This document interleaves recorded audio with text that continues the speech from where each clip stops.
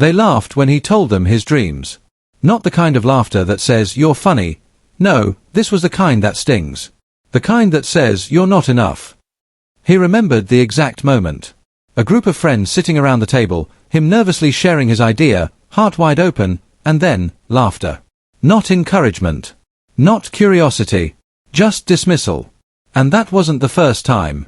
It happened in classrooms, in family dinners, in relationships where he gave more than he got. No one ever saw him as the one.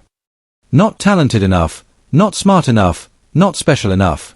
Every room he walked into felt like a silent competition, and every time, he lost. Until one day, something snapped. Not in anger. Not in rebellion. But in realization. He didn't need them to believe. He just needed himself. That's when everything changed. From the moment he was old enough to dream, the world seemed determined to keep him small. At school, his ideas were always the ones skipped over. Teachers praised the louder kids, the polished answers, the ones with perfect grammar and neat notebooks. He had a messy kind of genius, chaotic thoughts that made sense only to him, and dreams so vivid they scared people. But no one asked about those dreams. No one wanted his blueprint. When he applied for his first internship, he got rejected without a glance. When he tried starting a side project, even his closest friends said, "Be realistic." That phrase, "be realistic," haunted him like a curse. They didn't mean to crush him, he thought. Maybe they were trying to protect him. But every time someone doubted him, a little piece of his courage faded. He started shrinking, hiding in the corners of rooms, saying, "Maybe you're right," just to keep the peace. He traded his spark for their comfort. But inside, a quiet war was raging. He couldn't ignore the fire much longer. The turning point didn't come with fireworks. It came on a cold Tuesday morning when everything felt numb. He had just gotten off another rejection email, the third one that month, and as he closed his laptop, a single sentence whispered in his mind, "What if they're wrong about me?" It hit him like thunder. What if, all this time, the problem wasn't his lack of worth, but their lack of vision? That thought cracked something open. He sat in silence for hours, no music, no phone, no distractions, just questions. What do I want, really? Who would I be if no one else's opinion mattered? And for the first time in years, he picked up a notebook, not to write what others wanted to see, but to write for himself. That notebook became his mirror. Day by day, he wrote ideas, stories, business plans, random thoughts. He stopped asking for permission. He started waking up early, not because someone told him to, but because he wanted to meet himself in the quiet. That's what belief looks like. It's not shouting in confidence. It's whispering, "I'll try again," even when the world is silent. The changes didn't come with grand announcements or transformation montages. They were subtle, silent, and slow, like seeds growing underground. One morning, without planning to, he left his phone on airplane mode until noon. That small act, so ordinary on the surface, felt like a revolution. No pings, no endless scrolls, no validation loops. Just him, his thoughts, and the gentle hum of becoming someone new. He was no longer driven by panic or comparison. His movements had become deliberate. He was waking up earlier, not out of punishment or hustle culture pressure, but because the mornings were his. Before the world demanded anything from him, he gave something to himself. Whether it was a run in the cold air, a silent cup of coffee with his journal, or simply breathing deeply before sunrise, these were sacred.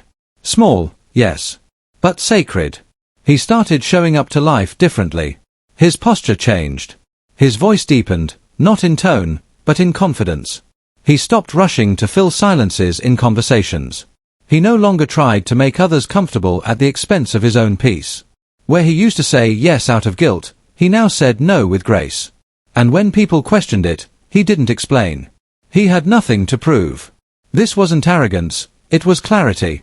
The inner work had begun shaping his outer world. He launched a small project, not for approval, but because the idea refused to stay quiet.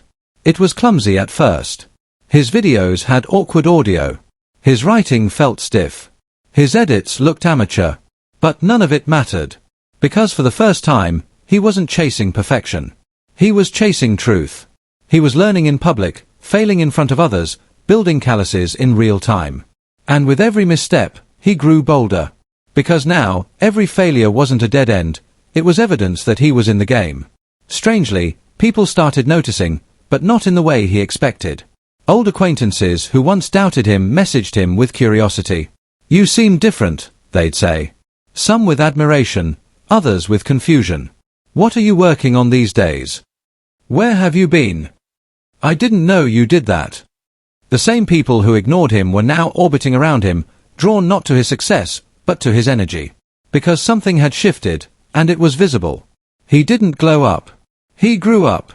His mindset evolved from "I hope they like me" to "I hope I like myself." That single shift restructured his life. He began setting boundaries that honored his peace. He stopped responding to every message. He started saying, "I don't have the capacity for that right now," without guilt. He turned down opportunities that didn't align with his deeper purpose, even when they paid well. Because he had learned something most people never do: success that costs your soul is just another form of failure.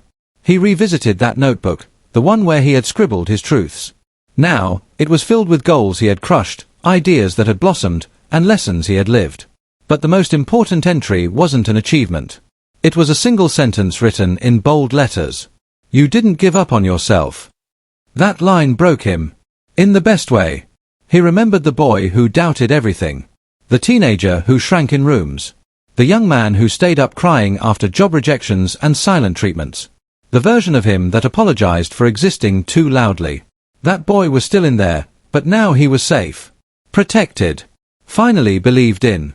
His days were still hard sometimes. Discipline is not a magical cure.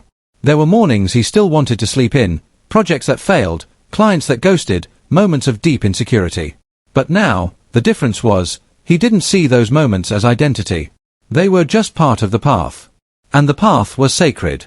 He found himself drawn to stillness more than stimulation. Long walks without headphones. Books with underlined pages. Deep talks with people who got it. The kind of people who didn't need small talk, who asked, "What are you healing from?" instead of "What do you do?" The deeper he went within, the clearer his outer world became. He no longer chased, he attracted. Not because he tried harder, but because he wasn't trying at all. His presence spoke for itself now. And that presence, rooted, calm, intentional, became magnetic. He stopped waiting to feel ready. He realized readiness is a lie disguised as preparation. So he started pitching bigger clients, applying to spaces he once thought were above him. He launched his course. He gave his first talk.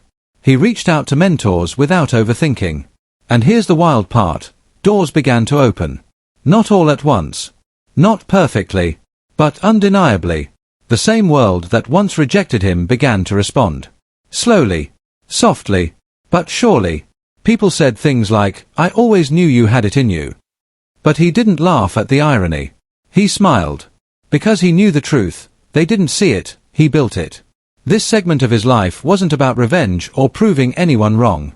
It wasn't about validation or showing off. It was about becoming someone he respected. He realized that the person he was becoming wasn't waiting to be discovered, he was waiting to be unleashed. The man he is now is unrecognizable from the boy who once begged for approval. Not because he became someone new, but because he finally became who he was all along. Now they look at him differently. The same people who once laughed now whisper his name in admiration. The same friends who ignored his calls now share his content like proud supporters. But he doesn't hold it against them. He doesn't gloat. Because the truth is, he's too focused on building what he used to only dream about. He wakes up with clarity, not because everything is easy, but because everything finally feels aligned. He still fails. He still doubts. But now, there's a deeper voice inside that says, "We've got this." That voice. It was always there, just buried under years of noise. The beautiful irony is, once he stopped needing others to believe in him, they finally started to. But by then, he didn't need it. He had already become the man he used to chase in his dreams. Because in the end, the only person who truly needed to believe, finally did.